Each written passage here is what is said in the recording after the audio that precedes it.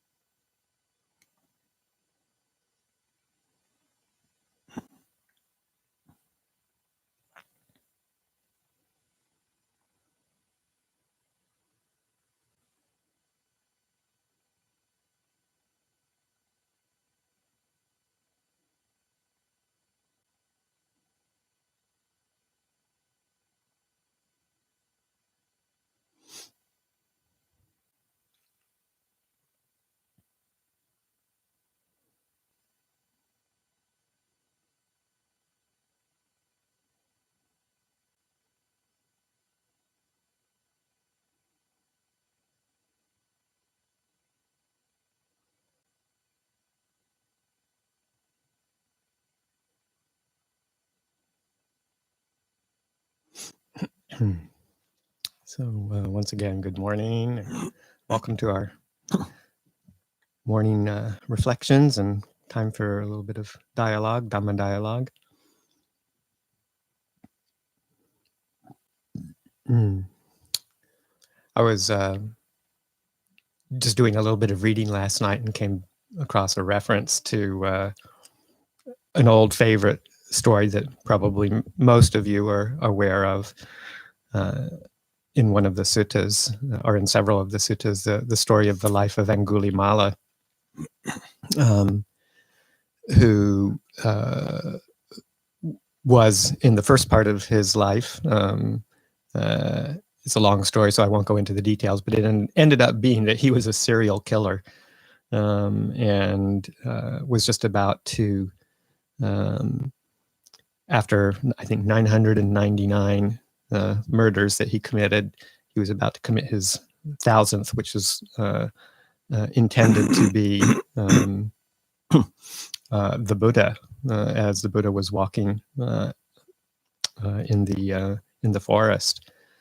And the Buddha realized, of course, that this was all going on and was able to interrupt the process through some feats of psychic power to kind of fool Angulimala into basically Angulimala asking the Buddha, what's going on? How are you able to avoid my being my stalking you and killing you? And essentially, it's a story of the conversion of Angulimala and his ability to turn around even after a life of what one could consider, horrible unskillfulness, taking the life of many, many people. So it's a story of redemption, in a sense, how he was able to turn his life around, follow the teachings of the Buddha, and eventually attain arahantship. And it's one of those stories that's very inspiring, I think, to those of us who have regrets about the past. I would suspect that many of us, if not most of us, if maybe not all of us, have some regrets from things that we've done in the past, actions, whether it's bodily actions or actions of speech. Those two particular doors of expression are the ones where we often create a sense of regret over when we remember them. And the fact that the Buddha's teachings say that, gee, no matter what we've done in the past, or what we've said in the past, or even what we've, what our thinking processes tend to go along with, there's always room for recognition and growth and change. This is actually part of the law of karma, in that we may not necessarily be able to completely alter the effects of past karma as we experience it, but we are able to learn how to receive it in a way that's beneficial, useful, and ends up creating new habits that prevent the future actions in body and speech and mind that lead to more unskillful results. So it's a story of, it's a story of hope, I guess, redemption. I always like stories of redemption. I've always liked them. And there's others stories within the suttas that are reminiscent of that as well. One of the ones that's not from the suttas, but something that's more from this past my generation anyway, early in my life, was one that I've mentioned to people at Abhayagiri on several different occasions, because it's such a powerful and good example. And it's a situation that took place while I was growing up, and in my youth, as I was just about to enter high school in North Carolina. I grew up in North Carolina, the South, and the time that I was entering junior high school and high school was a time when the desegregation of the schools in the South was just about to happen. And of course, people who know their history at all know that it was a fraught time for people who were not interested in giving up old ways. And in the Durham City schools where I was going, it was a particularly powerful time, and they were able to delay it, the desegregation, for quite some time. But as it turns out, the year that I was entering high school, the 10th grade, was the year that it finally came to pass. And there's a story that kind of goes along with that I did some reading about. It wasn't that long ago that I really understood what was going on, although I was on the periphery. But as a 14-year-old, 13-year-old, I wasn't really totally tuned in at the time, but more so by reading some accounts of it, that the way that it was handled to try and make it as least contentious as possible and as smooth as possible without violence, was that some very wise members of the community pulled together kind of a series of hearings, if you will, to help the various parties plan out a skillful way to enact the rule that was finally being enforced from the Supreme Court. And it was done over a series of community meetings, if you will, community hall meetings in Durham. And the planners of the whole venue were very bold and very skillful in who they chose to help moderate it. They wanted to make sure that all sides were equally represented to give people a chance to voice their concerns, voice their views, voice their, whatever worries or fears that they had in a setting that would, hopefully be able to iron out some of that before the actual day arrived. And so with some controversy, they chose 2 moderators. And one of them was a leader in the Black community. Ann Atwater was her name. She was a community organizer, community leader for her community, for the neighborhoods, and helping to make life better for them. And she was quite a strong and very vocal citizen, advocate for the Black community. The other person they chose was at that time, the leader, the head of that particular chapter of the Ku Klux Klan, the KKK. His name was C.P. Ellis. And after some resistance and objection, he and she finally agreed to do that, even though they were, quite concerned about being with each other on stage and in front of a group of people trying to sort this out. And C.P. Ellis was very reluctant at first, but realized that it was going to happen. And if it was going to happen, he wanted it to happen in the best way possible, because he had school-aged children as well. So they agreed to do that. And it was tense and difficult and not easy, and filled with conflict in the beginning. But over time, as they got to know each other, things started to settle a little bit. And kind of the breaking point, or the turning point, was at the end of one long session, apparently, and this was after having done it for a number of days. The 2 of them were left alone, sitting together after everyone else had left. And somehow, and I can't remember all the exact details of the story, they got to talking with each other on a much more human level. And kind of the epiphany for Mr. Ellis came that they were essentially in the same boat. They were experiencing the same thing: concerns for their family, concerns for their children, concerns for their future, and came to a common understanding just by this process, that they were really, looking at the same issues and had the same values. And it moved him so much to hear her, and for her to hear him quite deeply through, real listening and real dialogue, that he just found himself unable any longer to do what he was doing in his role as the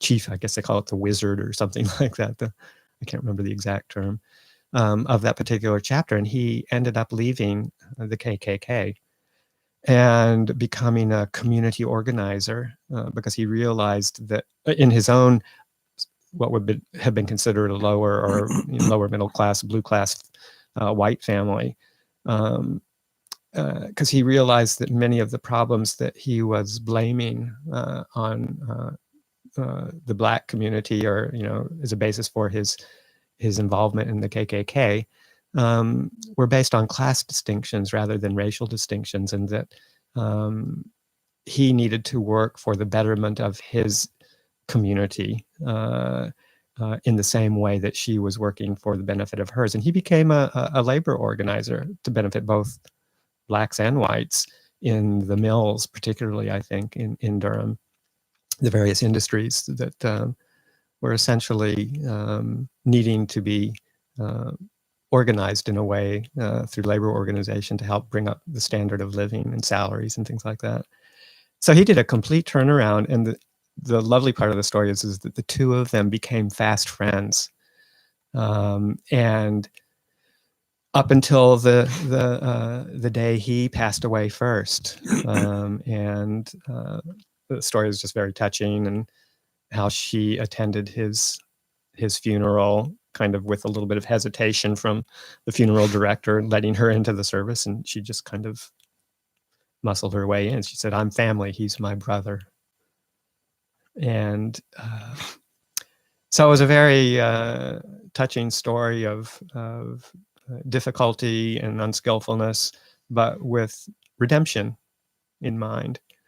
And the fact that we all have this capacity to realize what's going on in our lives, any mistakes that we've made, and we have the capacity to change that and move on and to let go of the past. And thinking about that too, I reflect on my own experience and my life. Nothing quite so dramatic, but certainly plenty of regrets before I became a monk of how I lived my life, and pretty much broke all the precepts at one time or another, or more times than one. And as a young monk, starting to these memories starting to pop up, and I remember kind of one specifically significant moment when I was in my third vasa at Chithurst Monastery, spending a year away from Abhayagiri. A lot of this was really coming up. It was just time that I kind of opened and recognized some of my past regrets. And it was pretty overwhelming, the memories and the thoughts of things that I wished I hadn't done or said. And it was coming on kind of full force. Mara was having a field day, reminding me of what a horrible person I was. And it was, I ended up talking with a monk about it just to kind of get some perspective. Actually, a fairly young monk at that time, but he had recently read a sutta that he thought would be useful for me, and which I did refer to, which was very helpful, in addition to just kind of talking. But it's one that some of you may be familiar with. It's from the Samyutta Nikaya in the chapter on village headmen. I don't remember the number at this point, but it's called the conch trumpeter, or the conch trumpet blower. And it's a discourse that talks about how to deal just with that kind of sense of past regret. And without going into the full sutta, essentially,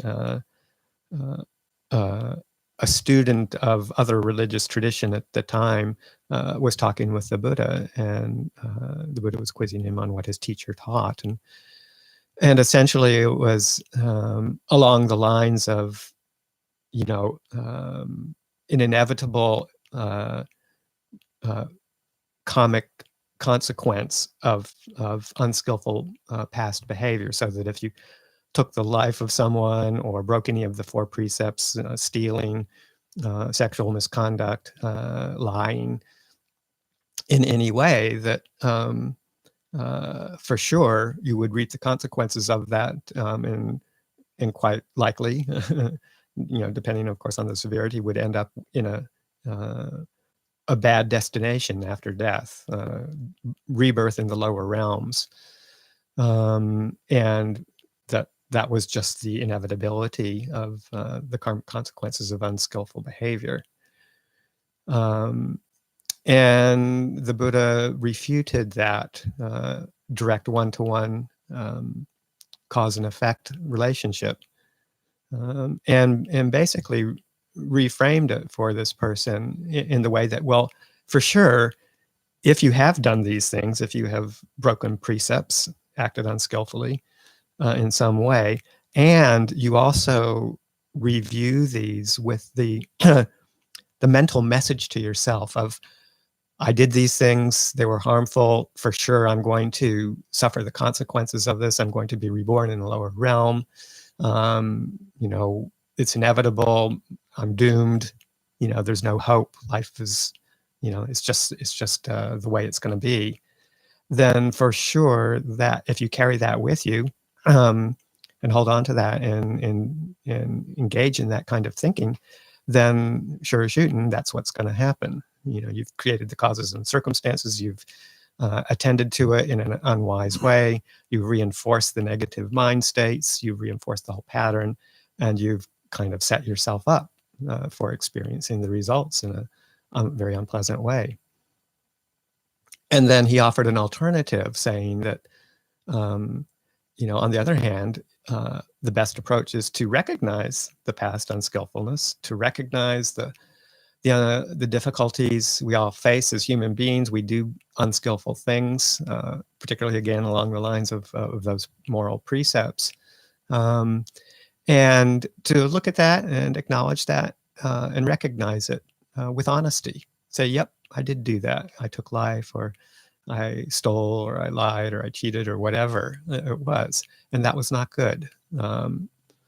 And based on my recognition that that was causing harm to somebody else and harm to myself, I now make the resolution not to do that again. From here on out, I will attempt to avoid those kinds of unskillful actions of body and speech, especially. And then further, to pick up and then to let it go at that point as much as one can. Regrets will still come up, memories will still come up, but we've set the stage for not engaging in them with this additional layer of self-blame, guilt, and there's still regret that can come up, but it's not layered on with this, self-flagellation that we can do. And then further, the Buddha encouraged us to develop the vast and open and boundless states of mind, like loving kindness, compassion, joy, and equanimity, the four Brahma Viharas, as a container for if and when results from past actions do come. We've got a much, much larger space in our minds, a much larger container in our consciousness to be able to receive that. And something that may have been experienced as the results of of past karma as being a very difficult, unpleasant, horrendous result that we have to bear with in an experience. It may, within the space of the Brahma Viharas, the space of the boundless states of mind, that they will be experienced to a much lesser degree.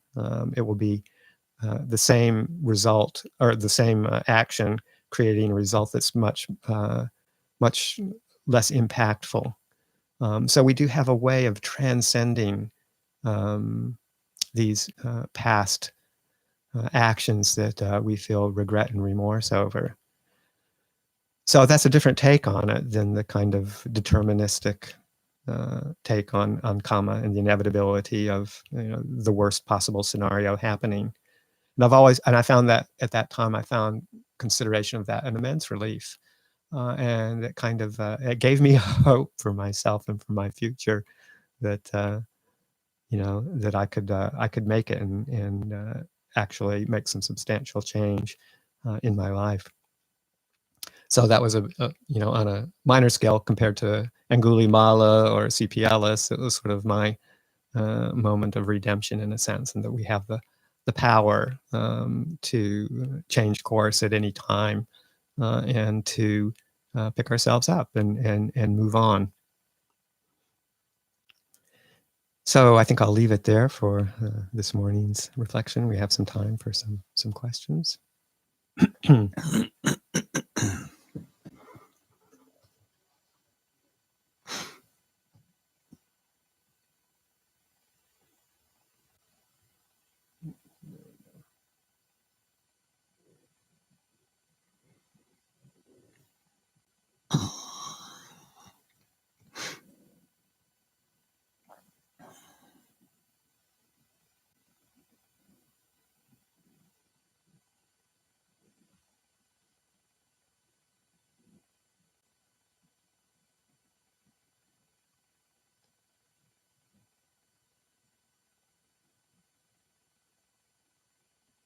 Okay. Just beginning with a question about sexual activity and the benefits of a celibate life of all kinds, not engaging in any sexual activity at all. What are the benefits in meditation or others in daily life? And then a follow-up question saying there's a cultural movement encouraging people in that way as more in energy, more focus, et cetera, et cetera. And yeah, at least from there's several aspects that you can look at it from our viewpoint. This is a monastic viewpoint that's coming out too. I want to preface it, and that the precepts that we follow as monastics and or renunciate lay practitioners who are on 8 precepts are different from what the Buddha suggested for lay people who are not interested in taking up a renunciate lifestyle at this point. So you've got the 5 basic precepts, which is common to all Buddhist practitioners or anybody who wants to just live a skillful life of non-harming. And then the 8 precepts and then the monastic precepts on top of that that approach more of a renunciate level of practice. And at least one aspect of it, and the best memory I have is when one of our family doctors in the early years of Abhayagiri, we had a kind of a counterculture hippie doctor, ex-hippie doctor. He was great, one of our very good friends.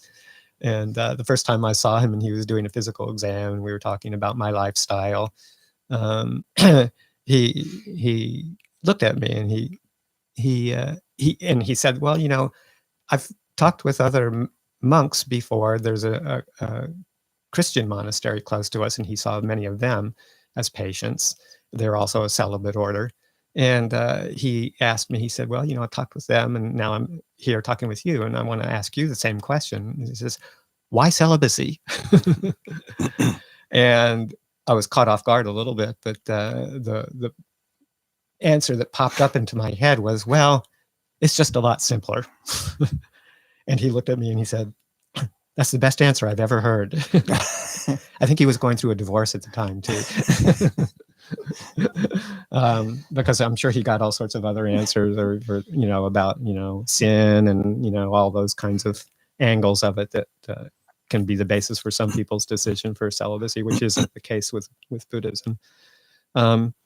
So, that's it, in terms of the whole realm of worldly relations. If you're using sexuality in conjunction with a relationship with other people, you just willingly enter a more complex way of life. You've got other people to consider. You've got that kind of sexual energy to kind of manage between 2 people, who are never going to be on exactly the same wavelength. And the amount of attachment that can come in relationships and the amount of responsibility to attend to a whole different level of human interaction. It's there, and it's not that it's bad or immoral in any way whatsoever, but it takes energy, it takes time, it takes commitment, it takes attention to manage that carefully in relationship with another person. And to some extent, and this may be debatable for extremely advanced people, but to some extent it limits your ability with other people, assuming that you're in a committed relationship. And that I found that, with the ability to be able to set that whole realm of interaction aside, that I can open up to a much wider and broader range of people with the more, broad and expansive kind of loving kindness that is not based on sensuality, that's not based on any form of, one-to-one relationship that is exclusive. It kind of takes away the exclusiveness out of relationships with people, I find. I'm not saying that's true for everybody, but that's one of the benefits that I've found, in adopting a celibate lifestyle, is like I can love everybody. I don't have to, or I can try to. I don't have to, limit it out of jealousy or fear of what people might think or whatever. So it just opens up a much broader layer of simplicity in my life. In terms of energy of just sexual expression, even without being in a relationship, it's not so easy. It's not difficult. It can be difficult for monastics who have taken that role, or for renunciate lay people who have taken that training on, to kind of set that aside and deal with it. But you see how over time and with practice, it creates just a lot more spaciousness in one's life, not to be controlled by desire. You know, sexual energy is very, very strong, and it controls us in a lot of ways. You know, it basically, if we are intent on expressing it, it kind of just, you know, it can take over our waking time, and it's just mutually reinforceable. And you know, there's of course the pleasure that comes from sexual activity, and the fact that it's also fleeting, and it's not sustainable, and it's not a basis for long-term happiness. And you know, the best antidote in my mind for dealing with desire is not to just fall to it, or just to buy into it and to reinforce it, but to get to understand it. And over time, you get to learn how to practice with it before it becomes, you know, all-consuming, and before you have to feel like you need to act on it to release, to gratify that desire. So it's a gradual training of actually preventing that agitating quality of craving from actually even manifesting. You don't have to act on it anymore to realize a sense of relief or peace. It just, over time, you gradually realize how you can adjust your way of being and your energy levels to the point where it just doesn't arise, and how much more peaceful that is. At least it is in my experience. So that's just a couple of thoughts about dealing with sexuality, sexual energy. Luang Pa, anything to add to that? Yeah, I think, you know, again, I mean, the question is around, yeah, like either both in terms of engaging in sexual relations, but then also in terms of masturbation. A lot of it is just by having a boundary, and it's important that it's taken up as a point of mindfulness and understanding, as opposed to some kind of moralistic. Right. And that's really different from our Western upbringing and from the Buddhist perspective, because what you're doing is creating an occasion for oneself by setting a boundary. Then you are able to see more clearly the impulses and energy and habits and conditioning that the mind is prey to. And that is liberating, to be able to see that clearly.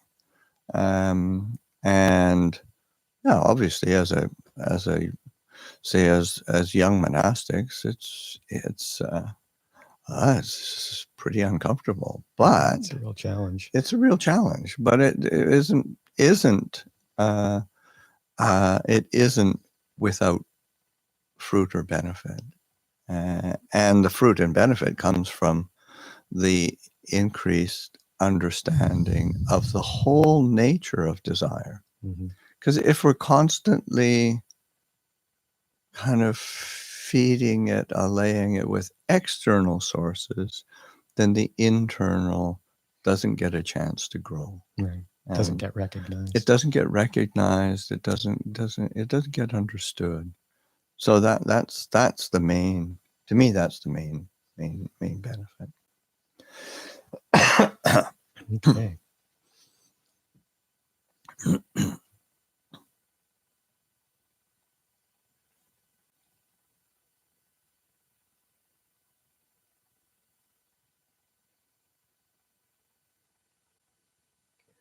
Lots of conversations going on in the room. Let's see.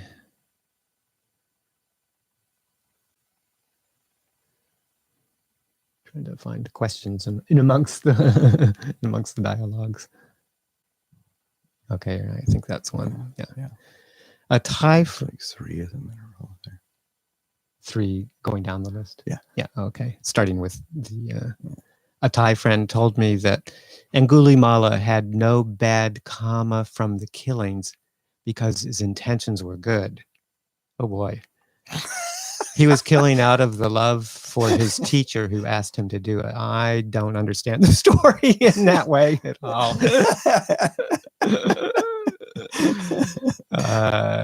That's not my understanding of the Angulimala story. No, his intentions weren't so good. Just you can't have a good intention to kill. Yeah.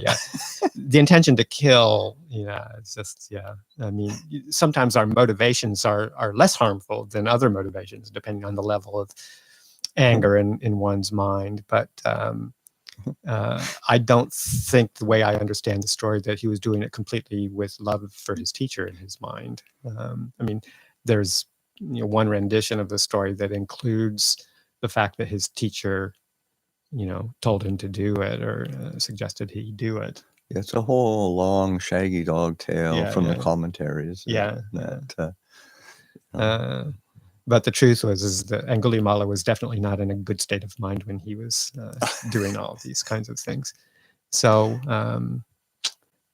I would just, politely suggest that if you talk with your Thai friend again, that maybe they need to revisit the story and get a different hit on that. And then I guess, what do you make of that? And she said we can punish our children physically as long as we do it with love.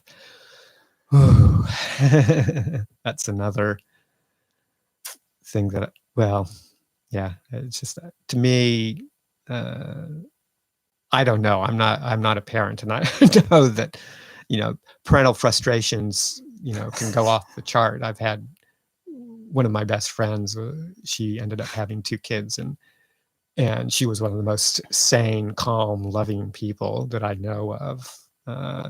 And one point in her early motherhood, she and I were talking, and she said, of course I would never physically harm my child, but she said, I sure can understand why some people engage in child abuse. She had an increasing compassion for that situation, even though she knew that it was just incomprehensible to harm a child. But she could understand the level of frustration that sometimes people are driven to. So it's not easy and it's challenging, but I can't personally, not being a child rearing expert, but I can't personally see any justification for physical harm to punishment for children, whether or not we think we've got loving kindness in our heart or not. Doesn't seem very skillful to me. I think that's one tends to look for justification for one's unskillfulness, so that you can logically have a logical basis for your unskillfulness, and the Buddha's very categorical. Into that. No, there are certain actions that when one undertakes them, they do not have good results. And it doesn't matter what your intention is or what your motivation is. It still has unpleasant results, unskillful results.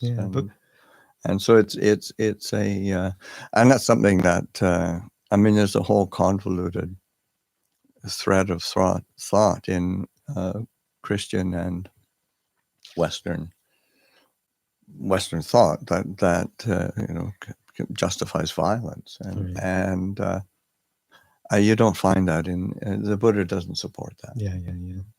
Because, like, say, with physically punishing a child, even though you may at some point be able to kind of convince yourself that you're doing it with a loving heart, still the intention is to cause pain, as some sort of teacher. to cause physical pain, and that has its own unskillful consequences. Yeah, on both sides. On both sides, yeah. On both sides. Okay.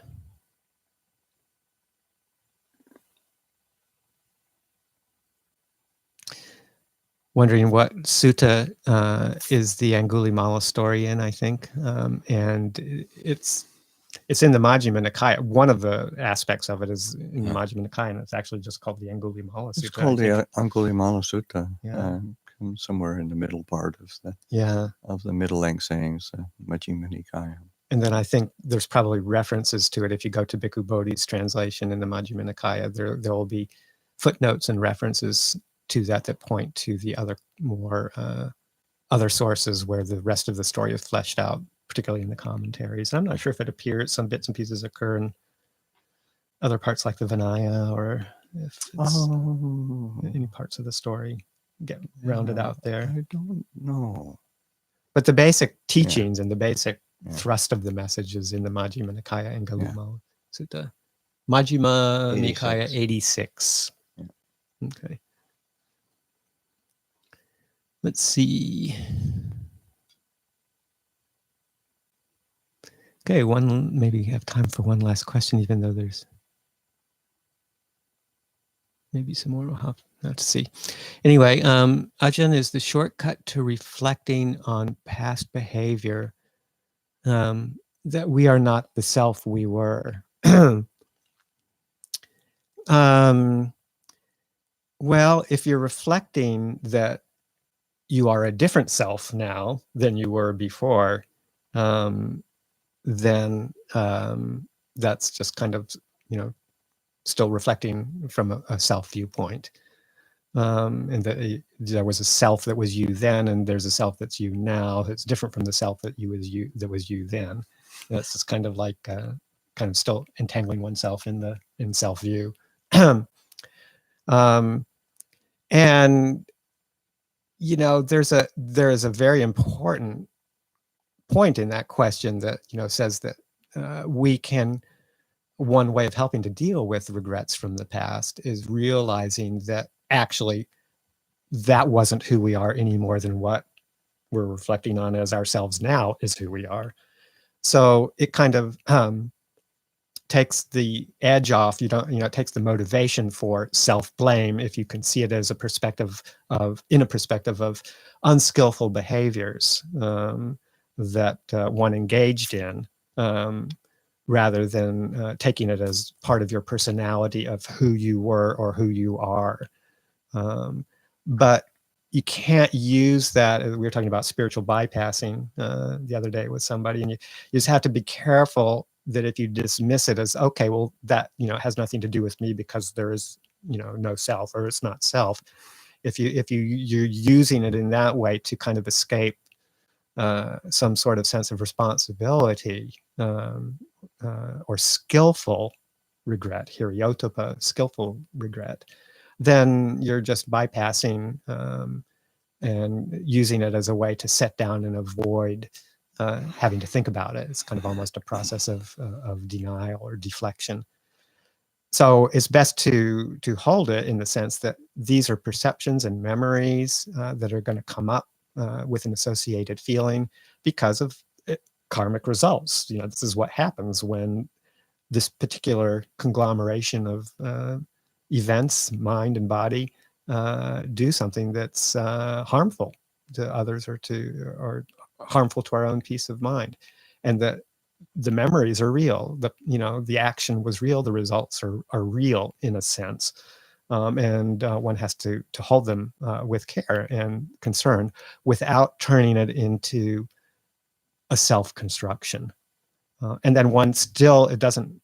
Even if one is able to let go of the self-construction around it as a memory, it does not mean that one doesn't have to attend to it at all. That one has to, again, recognize with some sort of skillful regret and move on with the intention not to do that anymore, and to create very open, non-harmful, boundless, exalted states of mind. Yeah, very good. Let's see, it's 7:46. So let's see if there's any one last quickie.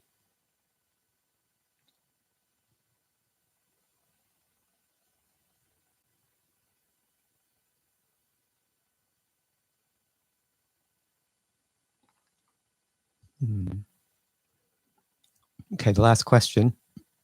So often I mistake incoming comma, sort of like incoming attacks from from the enemy, as new problems affecting my life.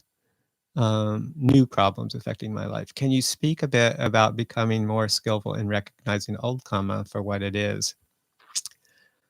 It's a hard one to recognize. You know, the law of karma is one of the laws of the universe, if you will, or the realm of experience, and it's a very significant one, and it's the one where we can have the most impact as we choose how to receive the effects of karma, which the word for the effects of karma is called vipaka, results. So as we receive those kind of coming up from past action or present moment action, and discerning it from, you know, what are kind of other part of natural laws, like the natural laws of just having been born in the human condition, having biology, having the effects of, you know, external circumstances, genetics, illness, the world around us, weather, even, you know, those kinds of things. Those are all things that affect us, and sometimes they're unpleasant, and it's not always due necessarily specifically to past karmic actions. So you have to, you know, be a little bit discerning on how you use that reflection on karma. And, you know, in some sense, it doesn't really make sense to try and say, okay, what is it that I did in the past that resulted in this particular unpleasant experience right now?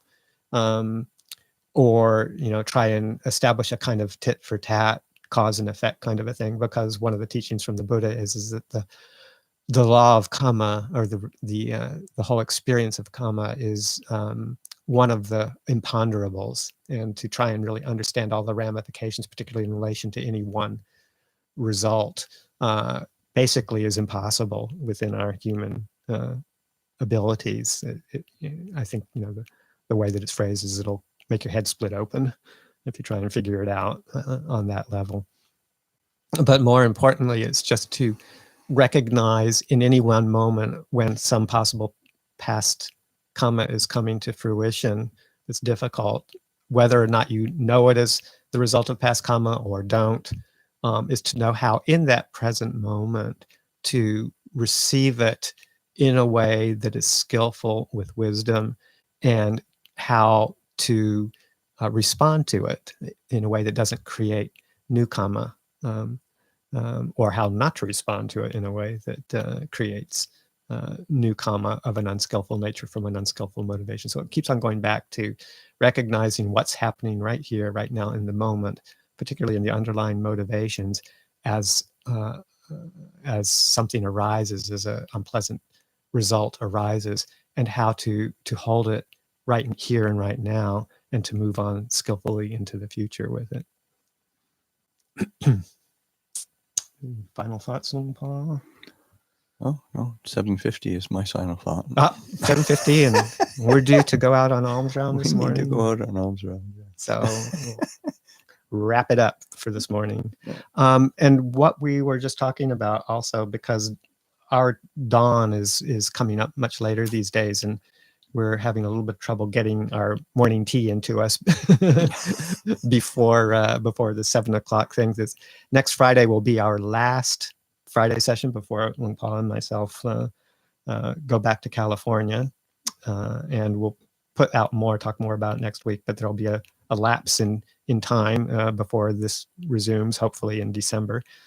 But details to follow on that. And what we thought was maybe just for next week is our final session, that we would start at 7:15, so that we don't choke on our morning tea. So see you next Friday. For all of you Friday morning participants, see you next Friday at 7:15. Okay. Take care, everyone.